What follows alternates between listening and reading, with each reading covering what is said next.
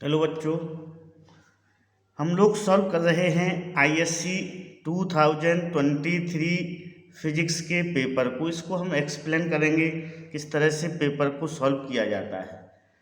तो part A और part B हम इससे पहले वाले लेक्चर्स में समझा चुके हैं। अब यहाँ पर हम पार्ट सी को समझाते हैं या section C. Section C 27 marks का होता है। 9 क्वेश्चंस होते हैं इसमें। ईच क्वेश्चन 3 मार्क्स का होता है। तो क्वेश्चन नंबर 9 देखिएगा आप। Show that intensity of electric field at point in broad side position of an electric dipole is given by equal to 1/4 pi epsilon naught into P upon R square plus L square whole raise to power 3/2 where the term have their usual meaning. तो देखो यहाँ पर P क्या है, आपको पता ही होना चाहिए, इलेक्ट्रिक डाइपोल मोमेंट है। एल क्या है, 2L यहाँ पर, या एल जो डाइपोल है वो उसका हाफ लेंथ है, या 2L उसका डाइपोल का लेंथ हो जाएगा। ओके, आर उसकी ब्रॉड साइड पोजीशन, डाइपोल से ब्रॉड साइड पोजीशन का डिस्टेंस है। ओके, तो अब देखो इसका जो डायग्राम बनेगा वो इस तरह से बनेगा। ये हमने डाइपोल बना लिया -Q और +Q। ये क्या हो गया, डाइपोल हो गया। ओके, -Q से +Q, ये डिस्टेंस L होगी, ये डिस्टेंस होगी। ये ब्रॉड साइड ऑन पोजीशन कहलाती है। क्या कहलाती है, broad side on position, this वाली लाइन।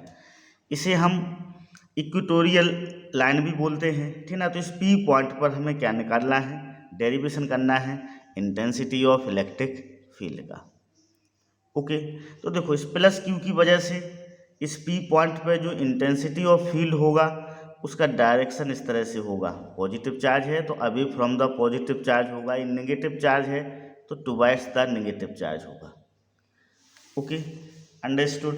अब देखो ये डिस्टेंस r है, ये l है, तो ये वाली डिस्टेंस हो जाएगी √r² प्लस l² हो जाएगी। ये वाली डिस्टेंस कितनी हो जाएगी, √r² प्लस l² हो जाएगी। तो E1 इक्वल टू हो जाएगा 1/4 pi epsilon not Q upon point charge की वजह से इलेक्ट्रिक फील्ड की इंटेंसिटी, इसका होल स्क्वायर, तो इसका होल स्क्वायर करेंगे तो रूट हट जाएगा, r² प्लस l² हो जाएगा।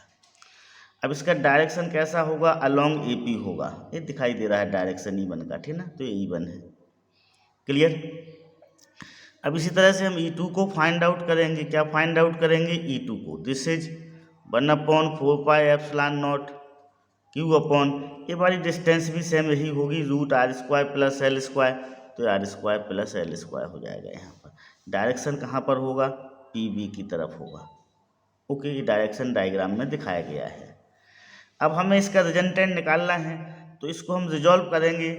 तो ये इधर आएगा E1 वाला, इस तरफ आएगा E1 cos थीटा, E2 वाला इस तरफ आएगा E2 cos थीटा। तो रिजल्टेंट होगा वो हो जाएगा E1 cos theta plus E2 cos theta. अब E1 और E2 का मैग्नीट्यूड कैसा है, इक्वल है, तो ये हो जाएगा 2E cos theta as E1 equal to ET। तो यहाँ पर देखो 2, ये अपन ने E की वैल्यू रख दीजिए, है आपकी E की वैल्यू, और यहाँ पर cos थीटा की वैल्यू क्या निकलेगी। cos थीटा क्या होता है, देखो cos थीटा होता है बेस अपॉन हाइपोटेन्यूस। तो बेस कितना है इसका, L है, और हाइपोटेन्यूस इसको ले लेंगे हम, तो this is √r² plus l², value यहाँ पर रख दी गई। इसको हम देखो, अब 2QL की जगह हम क्या लिख सकते हैं, P लिख सकते हैं। क्या लिख सकते हैं, P अपॉन, ये क्या हो जाएगा, r² plus l² raise to power 3/2, और ये 1/4 पाई एप्सिलॉन नॉट। तो ये आपका क्या हो गया, डेरिवेशन हो गया, equal to 1/4 pi epsilon naught P upon r² plus l² whole raise to power 3/2। देखो जब हम डायग्राम बनाएंगे तो डायग्राम में डायरेक्शन को जरूर दिखाएंगे कि E2 का डायरेक्शन टुवर्ड्स -Q है, E1 का डायरेक्शन अवे फ्रॉम Q है, या फिर यहाँ पर लिखेंगे हम डायरेक्शन को। तो ये डायरेक्शन क्या होगा, अलोंग ए बी होगा, क्या होगा, अलोंग ए पी होगा, सॉरी ए पी। इसी तरह से हम इसका डायरेक्शन लिखेंगे, अलोंग क्या होगा, पी बी होगा, ठीक ना। या तो डायग्राम में दिखाइए या इधर लिखिएगा, ठीक ना। तो ये डेरिवेशन हो गया आपका, ओके, अंडरस्टूड। तो इसमें डेरिवेशन आपसे पूछा गया था, ओके।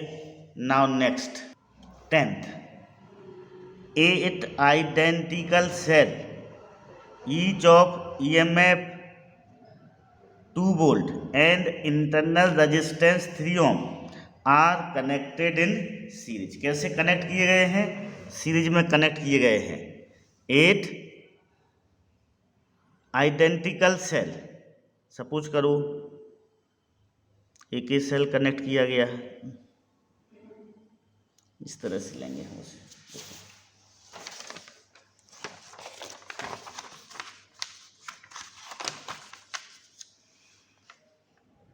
ठीक ना, इस तरह से पहला सेल, फिर दूसरा, फिर तीसरा, इस तरह से उन्हें 8 आइडेंटिकल सेल क्या किए गए, कनेक्ट किए गए। एक इस तरह से, ठीक ना। 6 such rows are connected in parallel, ऐसी 6, देखो इनका ईएमएफ कितना है, 2 वोल्ट है, इंटरनल रेजिस्टेंस कितना है इनका, हर एक का 3 ओम है, आर कनेक्ट 6 ऐसे कनेक्ट, इनको फिर ऐसे ए वाला पोर्शन ऐसे कितने लिएगा, 6 such rows are connected in parallel from a battery, okay. इस तरह से उनको कनेक्ट किया गया। अब देखो हमें क्या फाइंड आउट करना है, EMF of battery find out करना है। क्या फाइंड आउट करना है, ईएमएफ ऑफ बैटरी। तो फर्स्ट इस 1 रो की EMF of first row, EMF of first row कितना होगा, 8 × 2 होगा, सारे के सारे क्या हो जाएंगे, ऐड हो जाएंगे, क्योंकि सीरीज में है तो 2 × 8 हो जाएगा, तो 16 हो जाएगा ईच रो का ईएमएफ, ठीक ना। तो हम इधर लिखेंगे ईएमएफ ऑफ ईच रो, क्या लिखेंगे, ईएमएफ ऑफ ईच रो कितना हो जाएगा, 2 × 8 = 16 वोल्ट।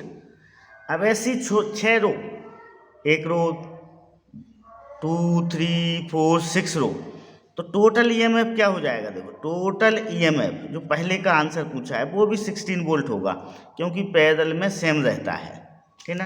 क्या पूछा है उसने, यहाँ पर आपसे पूछा है ईएमएफ ऑफ द बैटरी, पूरी बैटरी की ईएमएफ पूछी है। तो देखो ये कितना हो जाएगा, एक रो का EMF of each row, EMF of each row कितना है, 16 वोल्ट है। तो अब ऐसी 6 रो पैरेलल में जोड़ी गई हैं, तो बैटरी का ईएमएफ भी क्या होगा, 16 वोल्ट होगा। तो ए का आंसर क्या हो जाएगा, 16 वोल्ट ही होगा। अब internal resistance of the battery, battery का इंटरनल रेजिस्टेंस भी पूछा है उसने, ठीक है। तो देखो पहले हम एक रो का इंटरनल रेजिस्टेंस निकाल लें, क्या निकाल लें, एक रो का हम इंटरनल रेजिस्टेंस निकाल लें। तो हम लिखेंगे, देखो इंटरनल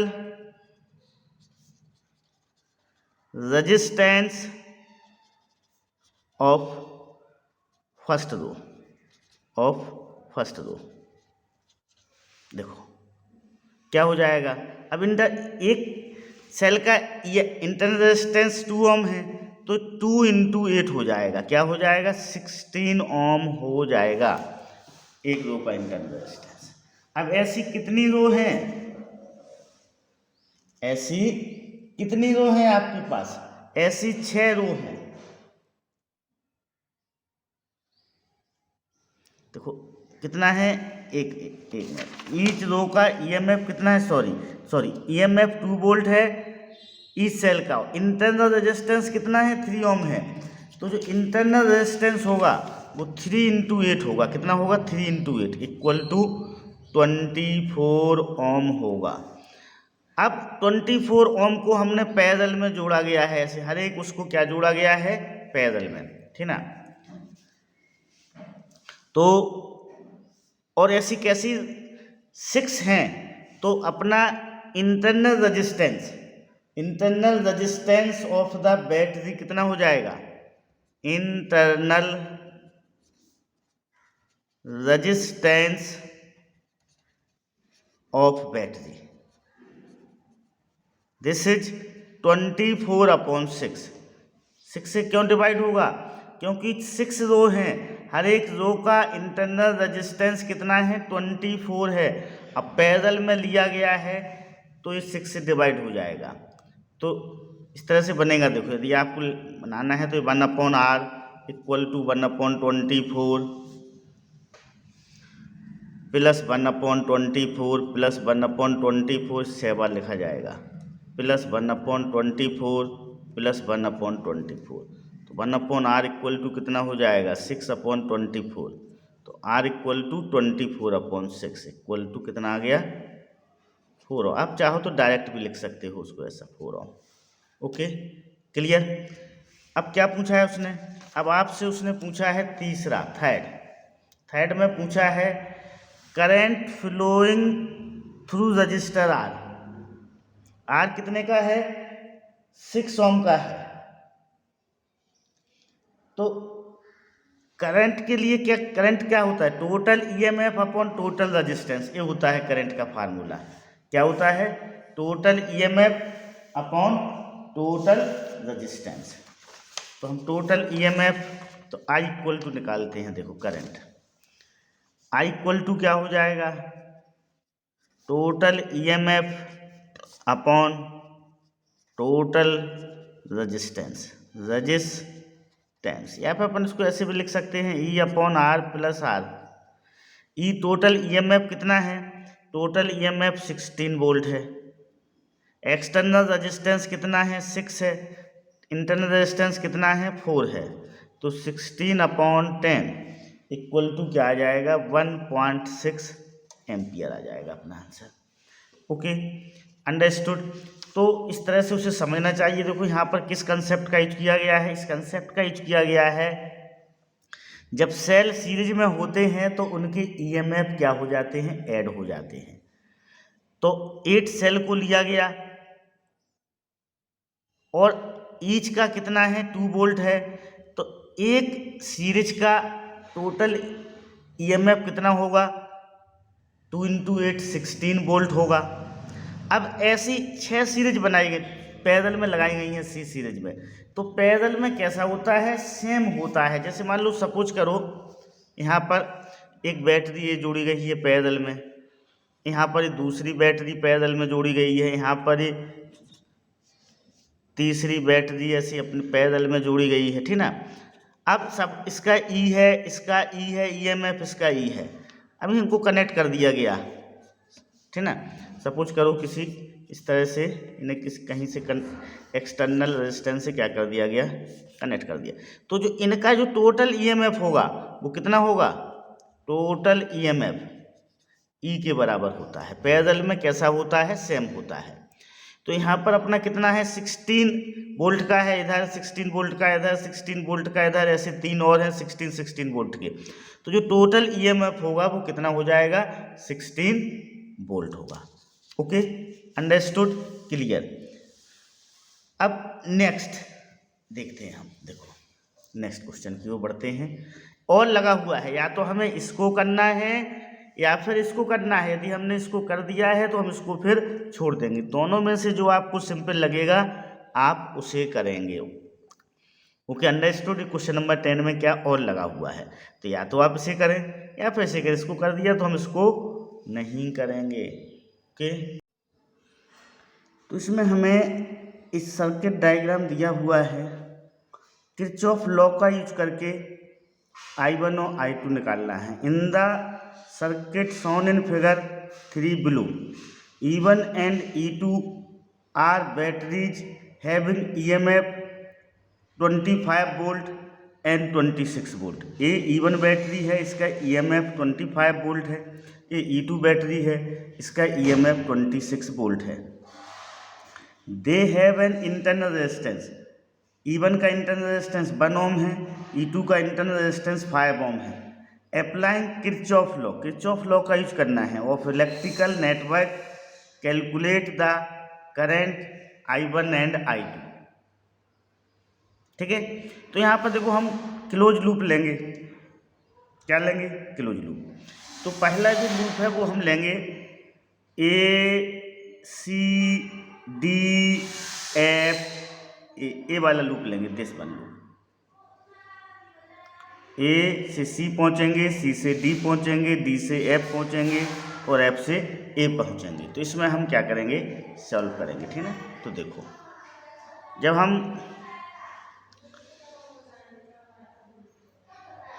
A से C तक पहुँचे, कहाँ पहुँचे? A से C तक, तो यहाँ पर ना तो कोई रेजिस्टेंस है ना कोई बैटरी है। फिर हम C से D की ओर आएंगे। कहाँ आएंगे? C से D की ओर। तो यहाँ पर हम देखो करंट के डायरेक्शन में बढ़ रहे हैं। करंट किस तरफ जा रहा है? C से D की ओर जा रहा है। तो C हायर पोटेंशियल पर होगा और D लोअर पोटेंशियल पर होगा। मीनिंग ये है कि उसका पोटेंशियल ड्रॉप हो रहा है। जब पोटेंशियल ड्रॉप होता है तो हम क्या लेते हैं? नेगेटिव लेते हैं उसे। तो इन दोनों के प्रोडक्ट को हम क्या लेंगे? नेगेटिव लेंगे। I1 प्लस I2 इंटू 2, इसको हम नेगेटिव लेंगे तो ये हो जाएगा आपका minus I1 plus I2 into 2। अब हम आते हैं D से F की ओर। तो इस D से F की ओर ना तो यहाँ पर कोई बैटरी है ना कोई यहाँ पर रजिस्टर है। अब हम आते हैं F से A की ओर। कैसे जा रहे हैं हम? करंट की डायरेक्शन में बढ़ रहे हैं, मीन्स पोटेंशियल ड्रॉप हो रहा है। कैसा हो रहा है? पोटेंशियल ड्रॉप हो रहा है। जब भी हम करंट के डायरेक्शन में बढ़ेंगे तो वहाँ पर क्या होगा? पोटेंशियल ड्रॉप होगा। तो करंट और रेजिस्टेंस के प्रोडक्ट को हम नेगेटिव लेंगे, तो ये माइनस 3I2 हो गया। इसमें इंटरनल रेजिस्टेंस इसका 5 ओम है, तो ये माइनस 5I2 हो जाएगा। अब बैटरी में देखें हम कैसे बढ़ रहे हैं? नेगेटिव टर्मिनल से पॉजिटिव टर्मिनल की ओर बढ़ रहे हैं, तो पोटेंशियल का गेन होगा। तो इसको हम क्या लेंगे? पॉजिटिव लेंगे इसके E2 को। तो 26 वोल्ट इक्वल टू क्या हो गया? 0 हो गया। इसको हम सिंप्लीफाई करेंगे तो I1 plus 5I2 equal to हमें क्या मिल जाएगा? 13 मिल जाएगा। इसको हम इक्वेशन 1 ले लेंगे। अब हम इस तरह इसको लेते हैं क्लोज लूप को, दिस वन, यहाँ से ऐसे फिर ऐसे, ठीक है, फिर इस तरह से लेंगे हम। ठीक है, तो हम लिखेंगे taking a loop H C फिर D फिर E फिर G फिर वापस H। ठीक है, अब देखो यहाँ पर हम फिर वही यहाँ से लेके यहाँ तक तो कोई ना रेजिस्टेंस है ना यहाँ पर कोई बैटरी है, तो कोई कुछ नहीं लेंगे। यहाँ से पर आते हैं अब C से D पर, यहाँ से यहाँ तक कुछ नहीं है। देखो तो हम C से D पे आते हैं, तो यहाँ पर करंट के डायरेक्शन में बढ़ रहे हैं, मीन्स पोटेंशियल ड्रॉप हो रहा है। C हाई पोटेंशियल पे होगा, D लोअर पोटेंशियल पे होगा। तो यहाँ पर पोटेंशियल ड्रॉप हो रहा है, तो इन करंट और रेजिस्टेंस के प्रोडक्ट को हम क्या लेंगे? नेगेटिव लेंगे। तो यहाँ पर नेगेटिव लिया गया। Okay, understood, clear. अब देखो उसके बाद यहाँ तक आ गए हम, यहाँ से लेके यहाँ तक फिर कोई रेजिस्टेंस नहीं है। फिर हम यहाँ आते हैं, G से H की ओर बढ़ते हैं। तो करंट की डायरेक्शन में हम यहाँ पर भी बढ़ रहे हैं, तो करंट का प्रोडक्ट और रेजिस्टेंस का प्रोडक्ट हम क्या लेंगे? नेगेटिव लेंगे। तो ये -4I1 हो गया। इसका इंटरनल रेजिस्टेंस 1 ओम है, तो -1 इंटू I1, ये नेगेटिव से पॉजिटिव की ओर जा रहा है, तो +25 इक्वल टू 0। +25 इक्वल टू क्या हो जाएगा? आपका 0 हो जाएगा। अब हम जब इसको सिंप्लीफाई करेंगे, देखो इसको सिंप्लीफाई करेंगे तो 7I1 plus 2I2 equal to 25। दो इक्वेशन मिल गए हमें, इक्वेशन 1 और इक्वेशन 2। अब हम इन दोनों इक्वेशन को साइमल्टेनियसली सॉल्व करेंगे तो हमें I1 की वैल्यू क्या मिलेगी? 3 मिलेगी, 3 एम्पियर हो जाएगी। I2 की वैल्यू हमें क्या मिलेगी? I2 की वैल्यू मिलेगी 2 एम्पियर, तो ये 2 एम्पियर हो जाएगी। Okay, understood. तो इस तरह से हम किरचॉफ लॉ को सॉल्व करते हैं। यहाँ पर ध्यान रखा जाता है, देखो साइन कन्वेंशन का ध्यान रखा जाता है। हमें क्लोज लूप लेना पड़ता है। अब उस क्लोज लूप में जब हम आगे बढ़ते हैं तो ये देखा जाता है पोटेंशियल ड्रॉप हो रहा है, तो हम पोटेंशियल जो डिफरेंस होता है उसे नेगेटिव लेते हैं। मीन्स करंट और रेजिस्टेंस के प्रोडक्ट को क्या लेते हैं? नेगेटिव लेते हैं। यदि पोटेंशियल गेन हो रहा है तो करंट और रेजिस्टेंस के प्रोडक्ट को हम पॉजिटिव लेते हैं। बैटरी में हम नेगेटिव टर्मिनल से पॉजिटिव टर्मिनल की ओर बढ़ते हैं तो उसे हम क्या लेते हैं, पॉजिटिव लेते हैं, और पॉजिटिव से नेगेटिव की ओर बढ़ेंगे तो हम उसे क्या लेंगे, नेगेटिव लेंगे। इस तरह से हम उसे सॉल्व करते हैं। Okay, understood. Now question number 11, using ampere circular law obtain an expression for magnetic flux density P at a point near an infinitely long and straight conductor carrying current I। कोई infinitely long straight conductor है, suppose करो ये infinitely long straight conductor, इसे straight line सीधा बनाएंगे हम scale की सहायता से, ठीक ना। इसमें एक करंट बह रहा है, ऐसा इन्फिनिट है, इधर भी आगे बढ़ा हुआ है, इधर भी आगे बढ़ा हुआ है। इसके हमें पास में निकालना है एम्पियर सर्कुलर लॉ से, मीन्स डेरिवेशन करना है कि किसके पास में इससे r डिस्टेंस पर या इससे a डिस्टेंस पर मैग्नेटिक फील्ड कितना होगा। ठीक है, तो हम यहाँ पर एक इसका मैग्नेटिक फील्ड कैसे डेवलप होता है, एक सर्कल के फॉर्म में डेवलप होगा इसके चारों तरफ ऐसा। यहाँ पर हम एक स्मॉल एलिमेंट ले लें dl, क्या ले लें, स्मॉल एलिमेंट dl ले लें, ठीक ना। यहाँ से यहाँ तक का डिस्टेंस कितना हो जाएगा, इसको हम r ले लें, ठीक ना, या a ले सकते हैं, जो भी लेना हो ले लें। Okay, understood. मैग्नेटिक फील्ड का डायरेक्शन अपना ये हो जाएगा, ये dv अब हो जाएगा, ठीक ना। अब देखो एम्पियर सर्कुलर लॉ क्या बोलता है, integration b dot dl equal to mu not I, ये एम्पियर सर्कुलर लॉ आपसे बोलता है। अब इंटीग्रेशन b dl ये कॉस जीरो हो जाएगा, क्या हो जाएगा, कॉस जीरो, ये कॉस जीरो हो जाएगा आपका, और दिस इज इक्वल टू क्या होगा, ये म्यू नॉट आई, ठीक ना। अब कॉस जीरो की वैल्यू क्या होती है, 1 होती है, कॉस जीरो की वैल्यू क्या होती है, 1 होती है, तो ये integration B D L equal to mu not I हो जाएगा। बी कॉमन निकाल लेंगे हम, this is integration D L equal to mu not I. अब डी एल का इंटीग्रेशन क्या होगा, सर्कल का सरकमफ्रेंस होगा, सर्कल का सरकमफ्रेंस कितना होता है, 2 पाई आर होता है, तो b into 2 pi R equal to mu not I हो जाएगा। ओके, तो b इक्वल टू हो जाएगा mu not I upon 2 pi R, ये हो जाएगा। अब इसको हम चाहें तो अरेंज कर सकते हैं, क्या कर सकते हैं, अरेंज कर सकते हैं, थोड़ा इसको इस तरह से अरेंज कर लेंगे।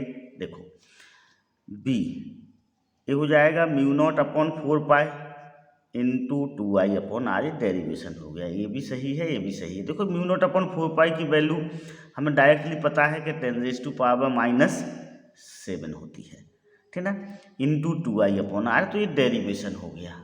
Okay, understood, clear. Now next question number 30, using high gain wave theory of light so that the angle of incidence is equal to the angle of reflection, draw a neat and level diagram। ठीक है, हमें high gain wave theory से ये पता करना है कि जो एंगल ऑफ इंसिडेंस होता है, एंगल ऑफ इंसिडेंस किसके इक्वल होता है, एंगल ऑफ रिफ्लेक्शन के इक्वल होता है। ओके, तो देखो सबसे पहले हम एक डायग्राम बनाएंगे इस तरह से,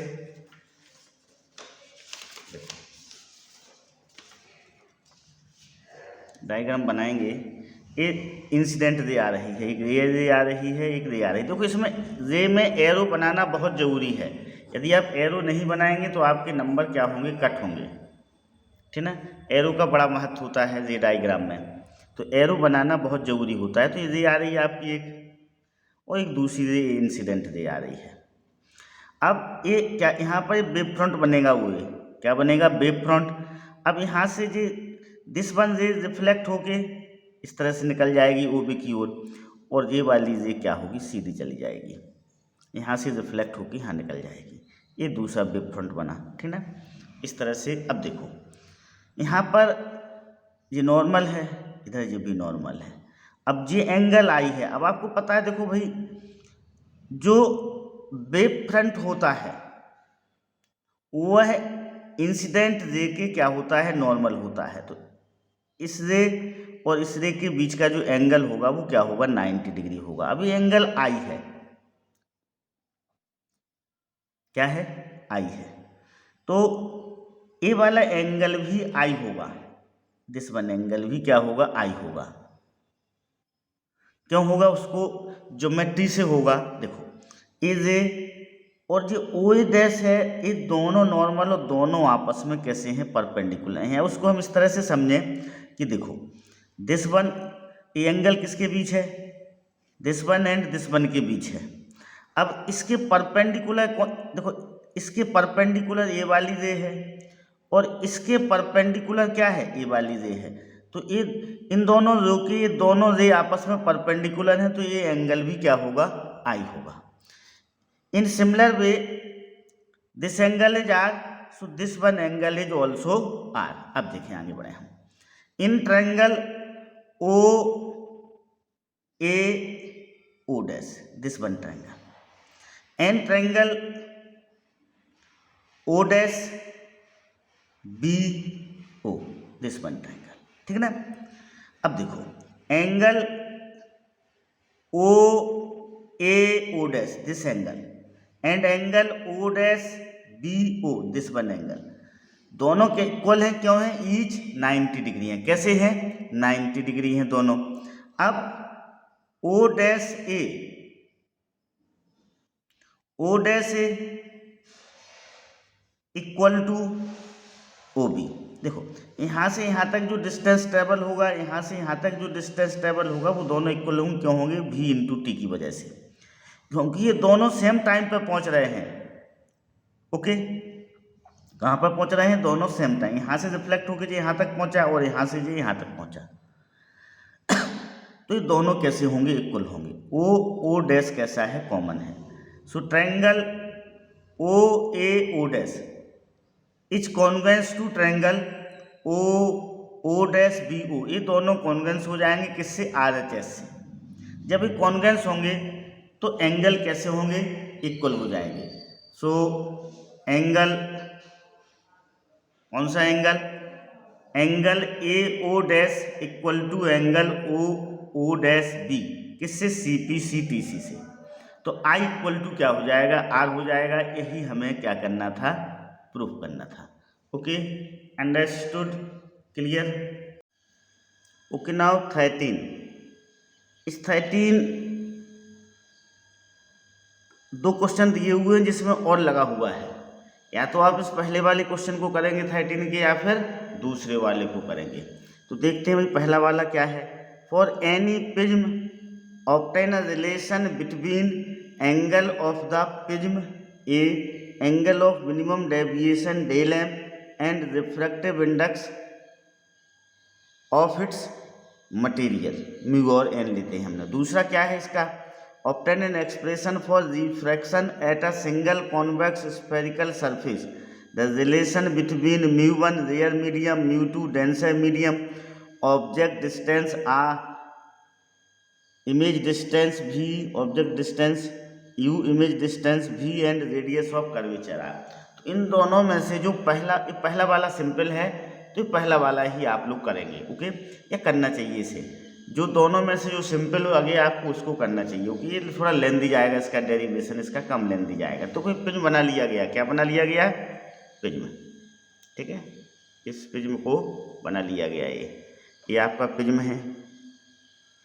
ये इंसिडेंट रे है। ये ऐसे यदि यहाँ पर कोई सरफेस नहीं होता तो ये सीधी चली जाती। अब यहाँ पर ये भी सरफेस है, तो ये रिफ्रैक्शन के बाद इस डायरेक्शन में आ गई, यहाँ से इधर आ गई। ये अपना इमेजेंट रे होगा, ये इंसिडेंस रे होगा, ये रिफ्रैक्टेड रे होगा। ये आई जो है ये नॉर्मल ड्रॉ किया गया, इधर नॉर्मल ड्रॉ किया गया। आई क्या है, एंगल ऑफ इंसिडेंस है। ई क्या है, एंगल ऑफ इमरजेंस है।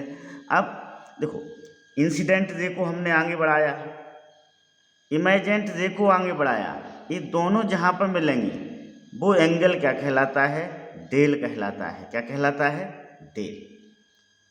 Angle between incident ray and emergent ray को हम क्या बोलते हैं? एंगल ऑफ डेविएशन बोलते हैं। ओके, अब देखो आपको पता है किसी भी प्रिज्म के लिए जो ए होता है वो R1 प्लस R2 के इक्वल होता है। साथ में ए प्लस डेल इक्वल टू क्या होता है? I प्लस ई होता है। ये दो फार्मूले होते हैं, ठीक है? Okay, understood. A equal to R1 plus R2 होता है और A plus del equal to I plus E होता है। यहाँ पर मिनिमम डेविएशन की कंडीशन में बात हो रही है, तो जब मिनिमम डेविएशन की कंडीशन के लिए क्या होता है? For minimum deviation, for minimum deviation, देखो मिनिमम डेविएशन में जो क्या होता है? तीन कंडीशन होती हैं मिनिमम डेविएशन के लिए। पहली कंडीशन होती है R1 इक्वल टू R2 होता है मिनिमम डेविएशन के लिए। दूसरी कंडीशन होती है A इक्वल टू ई होता है। और तीसरी कंडीशन होती है जो रिफ्रैक्टेड रे है उस बेस के क्या होती है? पैरेलल होती है। Refracted ray is parallel to base of prism. ये तीन कंडीशन होती हैं। Refracted ray is parallel to base of prism. Prism के बेस के क्या होता है? पैरेलल होता है, ठीक है? तो यहाँ पर इस रूल की पहली और दूसरी कंडीशन को हम क्या करेंगे? अप्लाई करेंगे। फर्स्ट दो कंडीशन यहाँ पर क्या होंगी? अप्लाई होंगी, ठीक है ना? ओके, अब देखो उसे हम अप्लाई करते हैं।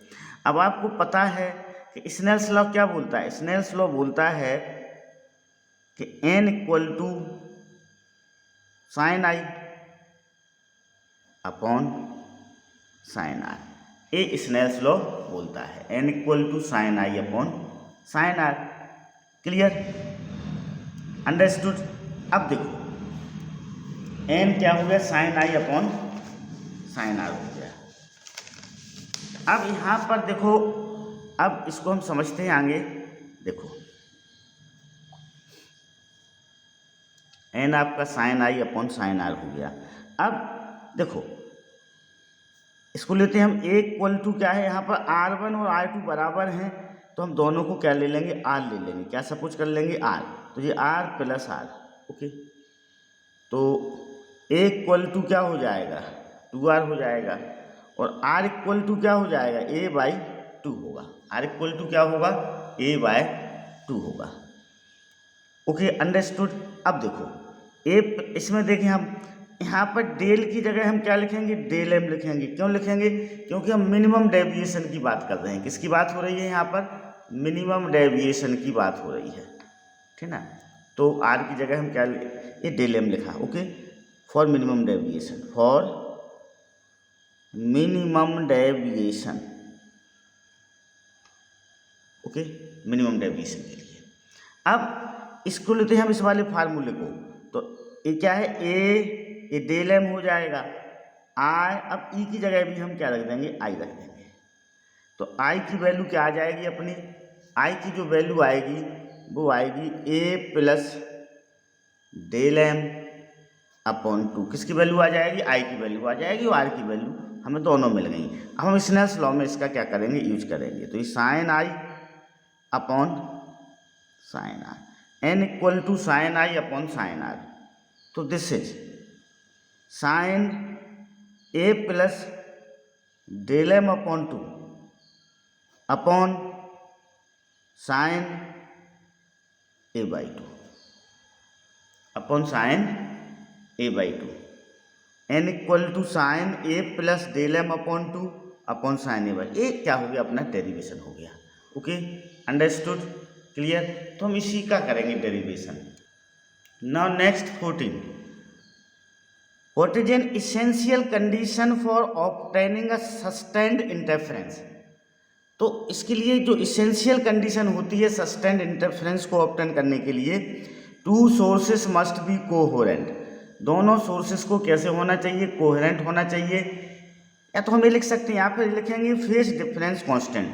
दोनों सोर्सेस से जो वेव निकलेंगी उस वेव का फेज डिफरेंस कैसा होना चाहिए, कांस्टेंट होना चाहिए, तभी हमें सस्टेन्ड इंटरफेरेंस मिलेगा। तो क्या कंडीशन है उसकी, to sources must be coherent, दोनों सोर्स कोहेरेंट होने चाहिए, या फिर उनमें फेज डिफरेंस कैसा होना चाहिए, कांस्टेंट होना चाहिए। अब सेकंड नंबर का क्वेश्चन देखते हैं हम। In Young double slit experiment the distance of the fourth bright fringe from the central zero is 1.5 mm. The distance between the slit and the screen is 1.5 metre, मतलब ये D दिया हुआ है, D कितना दिया हुआ है, 1.5 मीटर दिया हुआ है। Wavelength of light is used, lambda कितना दिया हुआ है, 500 नैनोमीटर दिया हुआ है लैम्डा। तो lambda equal to 500 into 10⁻⁻9 metre, ये लैम्डा हो जाएगा। Calculate the distance between the two slit, D पूछा है उसने, क्या पूछा है आपसे, डी पूछा है कि डी क्या होगा। Okay, understood, clear. देखो यहाँ पर हम इस फार्मूले का यूज करेंगे, Y N equal to N lambda D upon D. यहाँ पर एन क्या है, फोर्थ है, सेंट्रल मैक्सिमा से फोर्थ ब्राइट फ्रिंज की डिस्टेंस का ये फार्मूला है, तो यहाँ पर बाई 4 हो जाएगा, क्या हो जाएगा ये, Y 4 equal to 4 lambda D upon D. इस क्वेश्चन में देखो बाई 4 कितना दिया हुआ है, बाई 4 आपको दिया हुआ है, कितना दिया हुआ है, 1.5 mm, 1.5 mm दिया हुआ है। This is Y 4 equal to 1.5 into 10⁻³ metre, ये बाई 4 हो जाएगा। ओके, 1.5 इंटू 10⁻³ मीटर क्या दिया हुआ है आपका, बाई 4 दिया हुआ है। कैपिटल डी मिल गया, लैम्डा मिल गया, स्मॉल डी को हम फाइंड आउट कर लेंगे, सब्जेक्ट बना लें स्मॉल डी को हम। तो देखो स्मॉल डी को जो हम सब्जेक्ट बनाएंगे तो इस फार्मूले से, तो डी इक्वल टू कितना हो जाएगा, 4 लैम्डा डी अपॉन बाई 4 होगा। ये वैल्यू हम पुट कर दें, देखो डी इक्वल टू 4, लैम्डा की जगह हम क्या रखेंगे, आपको पता है लैम्डा की जगह आपको क्या रखना है, 500 इंटू 10⁻⁻9 रखना है। डी की जगह क्या रखोगे आप, कैपिटल डी की जगह 1.5 रखेंगे, ठीक है। वाई 4 की जगह आप क्या रखेंगे, 1.5 इंटू 10⁻³ रखेंगे। अब देखो 1.5 से 1.5 कैंसिल हो जाएगा, ये 10⁻⁻7 बचेगा, तो 10⁻⁻4, तो कितना हो जाएगा, डी इक्वल टू हो जाएगा 20 इंटू 10⁻⁻4 मीटर, ठीक है। या फिर इसको हम ऐसे भी लिख सकते हैं, देखो डी इक्वल टू हो जाएगा 2 इंटू 10⁻³ मीटर, तो डी इक्वल टू हो जाएगा 2 mm, कितना हो जाएगा, D equal to 2 mm। Okay, understood. Now 15 monochromatic light of wavelength 396 mm is incident on the surface of a metal whose work function is 1.125 electron volt. Calculate the energy incident photon in electron volt, the maximum kinetic energy of photoelectron। देखो monochromatic कोई light है जिसकी wavelength कितनी दी हुई है, lambda हमें दिया हुआ है 396 नैनोमीटर, तो हो जाएगा 396 नैनो, एन हटेगा तो 10⁻⁻9 मीटर हो जाएगा। सरफेस ऑफ अ मेटल कुछ वर्क फंक्शन हमें दिया हुआ है कितना, ये 5 दिया हुआ है, 5, दिस इज 1.125 इलेक्ट्रॉन वोल्ट, ये हमें वर्क फंक्शन दिया हुआ है, क्या दिया हुआ है, वर्क फंक्शन दिया हुआ है। ओके, क्लियर, ये हमें वर्क फंक्शन दिया हुआ है। अब हमें क्या निकालना है, ई निकालना है इलेक्ट्रिक वोल्ट में। तो देखो जो ई का फार्मूला होता है वो ई इक्वल टू होता है HC अपॉन लैम्डा। अब h हमें क्वेश्चन पेपर के पीछे मिलेगा, c की वैल्यू भी क्वेश्चन पेपर के पीछे दी रहती है, तो उसी वैल्यू को हम यूज करेंगे जो वैल्यू हमें क्वेश्चन पेपर के पीछे दी रहती है। ओके, तो e फाइंड आउट करते हैं हम। h हमें दिया हुआ है 6.6 इंटू 10⁻⁻34 दिया हुआ है h, ठीक ना। कितना दिया हुआ है, c तो 3 इंटू 10⁻8 होता है, और लैम्डा ये दिया हुआ है 396 इंटू 10⁻⁻9 मीटर दिया हुआ है। अब हम इसे सिंप्लीफाई करेंगे तो ये आएगा 5 इंटू 10⁻⁻19 जूल आएगा। कितना आएगा, 5 इंटू 10⁻⁻19 जूल आएगा। इलेक्ट्रॉन वोल्ट में हम कन्वर्ट करेंगे तो 3.125 इलेक्ट्रॉन वोल्ट, 3.125 इलेक्ट्रॉन वोल्ट हो गया, ठीक ना। कैसे करते हैं हम इसको कन्वर्ट इलेक्ट्रॉन वोल्ट में, इसको 10⁻⁻19 से हम क्या करेंगे, 10⁻⁻ अपना ये है ना, इसको हम 1.6 इंटू 10⁻⁻19 से डिवाइड कैंसिल हो जाए, इसको इससे डिवाइड करेंगे तो ये आ जाएगा आपका। Okay, understood. तो पहले का आंसर आ गया। अब देखो, आपको पता है कि जो ई होता है वो क्या होता है, वर्क फंक्शन प्लस ई के होता है, काइनेटिक एनर्जी ये होता है आपका, ठीक ना। तो यहाँ पर ई आपने कितना निकाला, 3.125, दूसरे वाले को सॉल्व कर रहे हैं हम। वर्क फंक्शन आपका कितना दिया हुआ है क्वेश्चन में, वर्क फंक्शन दिया हुआ है 1.125 प्लस ई के, इसको माइनस करेंगे तो अपना आंसर आ जाएगा।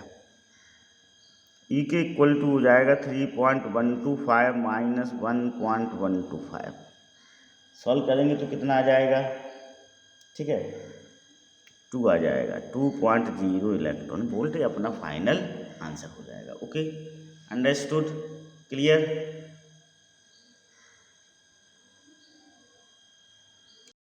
Next question number 16, name any 2 essential parts of nuclear reactor, state the function of any one of them। आपको कोई 2 पार्ट्स लिखना है न्यूक्लियर रिएक्टर के, जो 2 पार्ट्स लिखेंगे उनमें से किसी एक का आपको फंक्शन लिखना है। अब तो 2 पार्ट्स में आप कंट्रोल रॉड लिख सकते हैं, मॉडरेटर लिख सकते हैं। अब कंट्रोल रॉड का क्या फंक्शन होता है, control rod absorb the neutrons, या फिर अपन लिख सकते हैं control the rate of fission, control the rate of fission. तो कोई 2 पार्ट्स लिखना है और उन 2 पार्ट्स में से किसी एक का फंक्शन लिखना है। जो भी आप 2 पार्ट्स लिखेंगे उनमें से किसी एक का फंक्शन भी आप लिखेंगे, तब जाके आपको 3 नंबर मिलेंगे। तो देखो, जो पार्ट्स होते हैं वो फ्यूल रॉड हो सकती है, मॉडरेटर हो सकता है, कंट्रोल रॉड हो सकता है, कूलेंट हो सकता है। अब जैसे अब आप फ्यूल रॉड लिखते हैं तो उसका फंक्शन क्या होगा, fuel rod contains the फिजनेबल material, fission material which undergoes fission. Fuel rod में क्या होता है, फिजनेबल मटेरियल होता है जिसका फिजन होता है। अब यदि मान लो सपोज करो आप मॉडरेटर लिखते हैं, तो मॉडरेटर का फंक्शन क्या होता है, moderator slow down the fast moving neutron, fast moving neutron को क्या करता है, स्लो डाउन करता है मॉडरेटर। अब यदि आप सपोज करो कंट्रोल रॉड लिखते हैं, तो हम लिखेंगे control rod absorb the neutron, या फिर कंट्रोल रॉड, जो control rod is control the rate of fission. Control rod किसको कंट्रोल करती हैं, रेट ऑफ फिजन को कंट्रोल करती हैं। इस तरह से हम लिखेंगे। ओके, अब एक इसमें कूलेंट भी आता है, ठीक ना। जो भी इसेंशियल पार्ट्स होता है वो कूलेंट होता है। तो कूलेंट का क्या काम होता है, coolant remove heat from the nuclear reactor core, understood. तो आपको कोई 2 पार्ट्स लिखना है, उन 2 पार्ट्स में से किसी एक का फंक्शन लिखना है, तो आपको इस समझ में आ गया होगा। Okay, understood, clear. Now 17 last question, draw level circuit diagram of full wave rectifier. हमें फुल वेव रेक्टिफायर का लेवल सर्किट डायग्राम बनाना है। So graphically how the output voltage varies with time. हमें ग्राफिकली बताना है कि आउटपुट वोल्टेज टाइम के साथ किस तरह से वेरी करता है। Okay, understood. तो this one is the diagram of full wave rectifier. Okay, ये फुल वेव रेक्टिफायर का क्या है, डायग्राम है। Okay, understood. यहाँ पर इनपुट AC को अप्लाई किया गया, ठीक है। ये D1 डायोड लगा हुआ है, D2 डायोड लगा हुआ है। यहाँ पर हमें आउटपुट वोल्टेज मिलेगा, ठीक है। यहाँ इनपुट वोल्टेज लेंगे। तो एक डायग्राम तो हम ये बना सकते हैं, एक दूसरा डायग्राम भी हम बना सकते हैं। देखो दूसरा डायग्राम हम ये बना सकते हैं, दिस वन, ठीक है, इस तरह से। और जो उसने नेक्स्ट उसमें पूछा है, show graphically how output voltage varies with time. तो देखो यहाँ पर हम इनपुट वोल्टेज लिया, ये अल्टरनेटिंग करंट का डायग्राम बना हुआ है, टाइम है, इनपुट वोल्टेज है, एक्स एक्सिस पे टाइम है। अब देखो आपका DC बनना है आपको। रेक्टिफायर का क्या वर्क होता है, AC को DC में कन्वर्ट करता है। तो ये आउटपुट है, ये सब ऊपर ही रहेंगे, नीचे नहीं जाएगा, ठीक है ना। तो ये क्या आ गया, DC आ गया। तो इस सेकंड का अपना आंसर हो जाएगा। ओके, तो दोनों ग्राफ में से आप इसको बना सकते हैं या उस पहले वाले को बना सकते हैं। सेकंड इसके क्वेश्चन में आपको ये बनाना है, इनपुट आउटपुट वोल्टेज का ग्राफिकली रिप्रेजेंटेशन देना है। Okay, understood, clear.